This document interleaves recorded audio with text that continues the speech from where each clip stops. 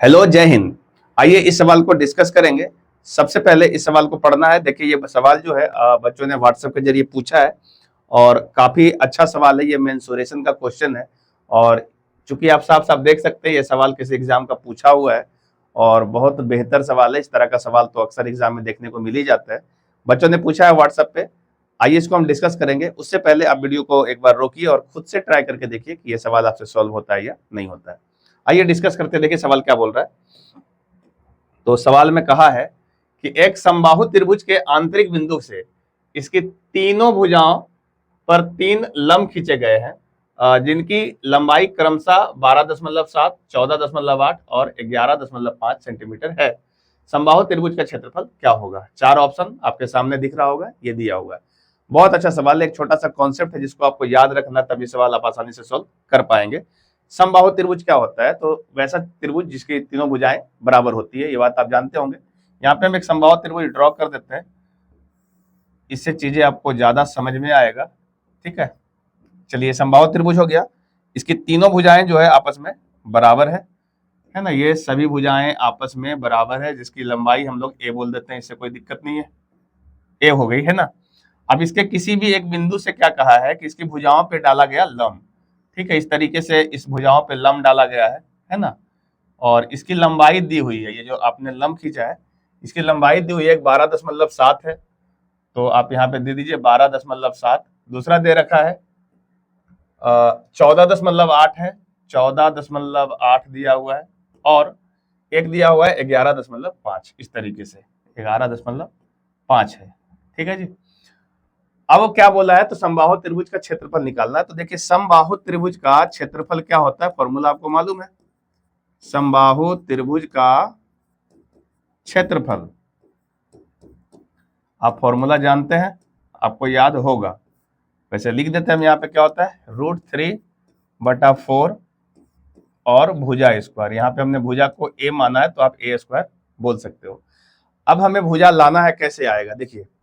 तो ये जो इस तरह का सवाल देता है, इसमें आपको एक कॉन्सेप्ट याद रखना है, वो हम यहाँ पे लिख देते हैं कि कभी भी इस तरह का जो किसी बिंदु से तीनों भुजाओं पर यदि लंब डाले तो आपको क्या करना है, इसका पूरा लंबाई आपको मालूम चल जाएगा h बराबर, है ना।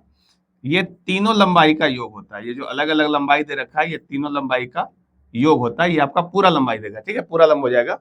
और अगर इसको आप ऐसे कैलकुलेट करेंगे तो ये वैल्यू आ जाएगा, देखो 12.7 प्लस 11.5 प्लस 14.8। इसको आप जोड़ लो तो आप जोड़ोगे कितना आएगा, 8 5 13, 13 7 20, 20 का जीरो बाकी 2, 14 और 2 16, 16 और 10 हो गया आपका 26 और 1 27, 27 और 2 29, 29 और 10 39। दैट मीन्स ये 39.0 आ रहा है। इसका मतलब आप कह सकते हो ये 39 ही आ रहा है। ठीक है, 39 सब सेंटीमीटर में, तो ये भी सेंटीमीटर में आएगा। ये कौन सी ऊंचाई आया है, तो जो आपका समबाहु त्रिभुज है उसकी ऊंचाई आ गई है। समबाहु त्रिभुज की ये ऊंचाई आई है 39 सेंटीमीटर।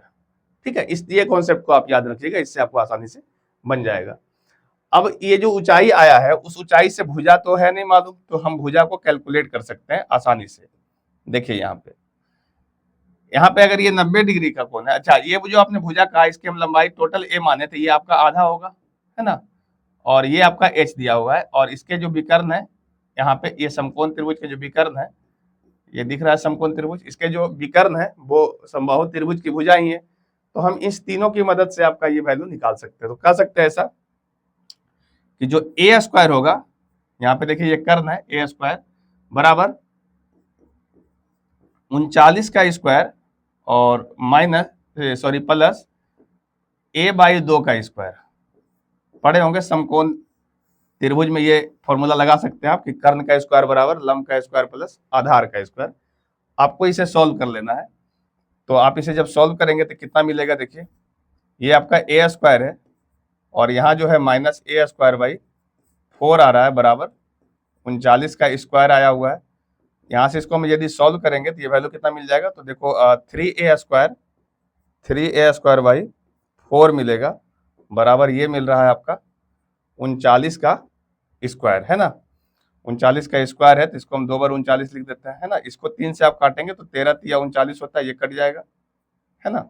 और इसको जब हम सॉल्व करेंगे तो ए का वैल्यू कितना आएगा, यहाँ से निकल जाएगा। देखिए यहाँ से आप ए का नहीं, ए स्क्वायर का सीधा वैल्यू निकाल लीजिए, ताकि यहाँ पे भुजा स्क्वायर रखना है तो ये डायरेक्ट रखने में बनेगा, है ना।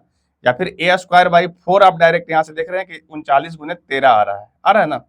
आप यहाँ से डायरेक्ट ही रख लीजिए, आपको फायदा हो जाएगा। ए स्क्वायर बाई 4 का वैल्यू डायरेक्ट कितना रख सकते हैं, तो 39 गुने 13, ठीक है जी। ए स्क्वायर बाई 4 का डायरेक्ट वैल्यू हमारे पास मिल गया है। और यहाँ पे देखो इसको हम बोल सकते हैं ना, भुजा को तो हमने ए माना ही है, तो 3/4 और यहाँ पे है ए स्क्वायर। तो देखो ए स्क्वायर बाई 4 का डायरेक्ट वैल्यू आपको मिल गया 39 गुने 13। अब इसको आप वहां पे रख दीजिए, आपका आंसर आ जाएगा। देखिए तो आपका फाइनल जो है क्षेत्रफल कितना आ जाएगा, तो 39 गुने 13√3, यही आंसर आएगा। अब आप अपने ऑप्शन में देखिए, इस ऑप्शन को आप गौर से देखिए, इसको हम गुना नहीं कर रहे, 39 गुने 13 गुना कर रहे, √3 तो आया हुआ है, सब में √3 है।